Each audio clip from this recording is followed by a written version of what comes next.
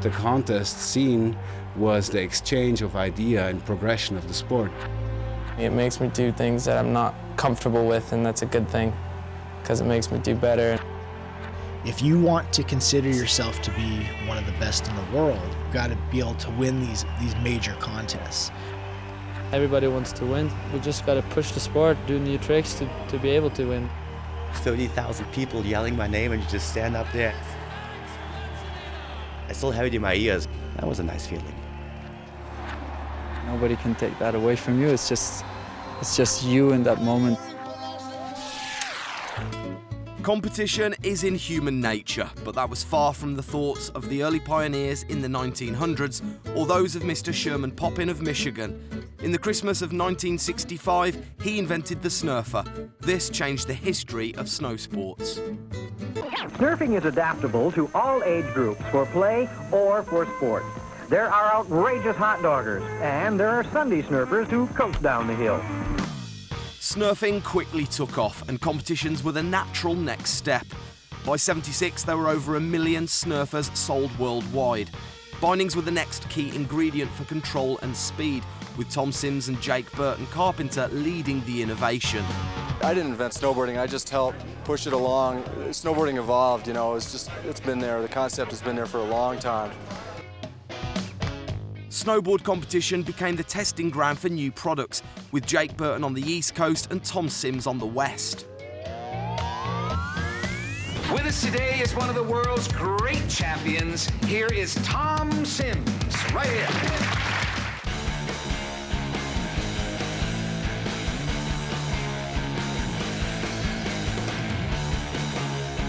So the contests are getting better, the kids are getting better, and more skiers are opening up, so it's all up from here. By 1982, there was the first US National Championship at one of the more welcoming resorts, Suicide Six in Vermont. You know, the early competitions were fun because it was basically all about just a straight shot down the hill. By 1983, there were two disciplines, downhill and GS.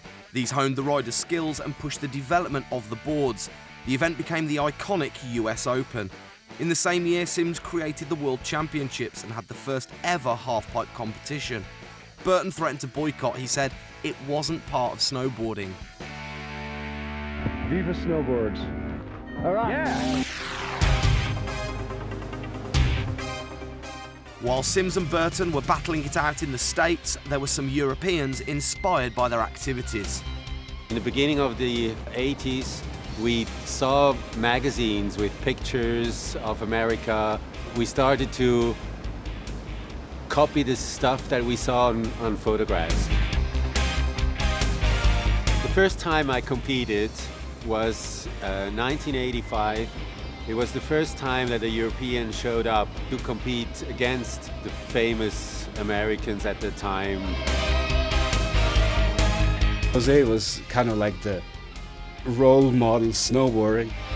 He was kind of an icon for snowboarding. He had like long hair and he would like wear like fluorescent clothes at the time, and everyone was like, wow, you know, that's crazy. You never see anyone like that in the snow.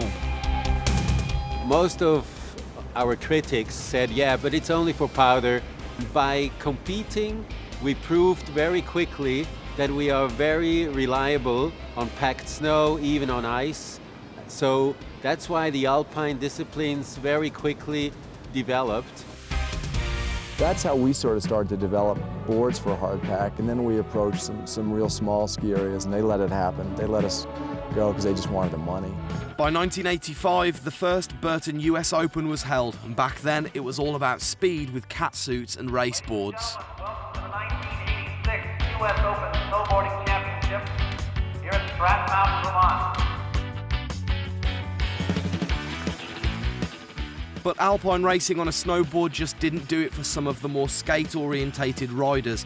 Legendary Terje Kidwell and friends brought some style to the snow and pioneered half-pipe riding.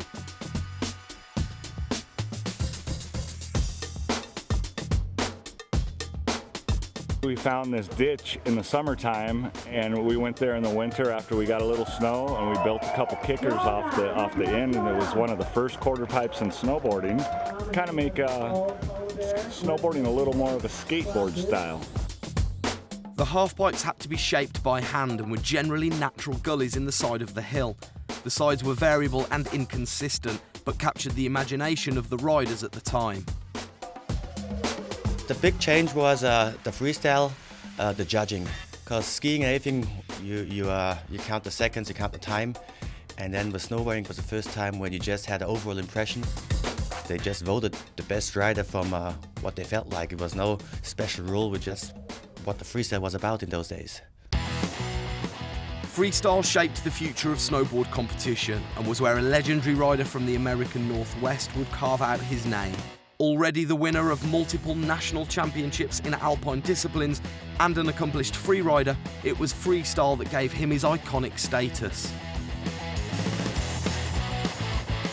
First world title I won was in 1986, and that was at the Breckenridge World Snowboarding Championships. I won the half-pipe title there. I realized I really want to start going to some competitions to learn more about snowboarding and have fun in this little brotherhood of pro snowboarding at the time.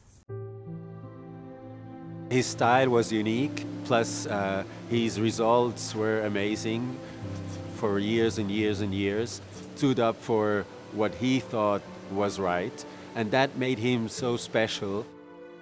There are some types of people, some types of sportsmen, and Craig Kelly is the same like Terje Haakonsen, the same like Shaun. You just have special people, special heroes, which will always be the best, and he was the first one in snowboarding. By 1989, the now iconic US Open had their own halfpipe competition, and Craig Kelly again proved his dominance against the best in the country, winning another national title. By the end of the 80s, freestyle had captured the imagination of the snow-going youth, including the young Shaun Palmer. With racing brushed aside, Episode 2 documents the style and attitude that made the 90s a defining decade.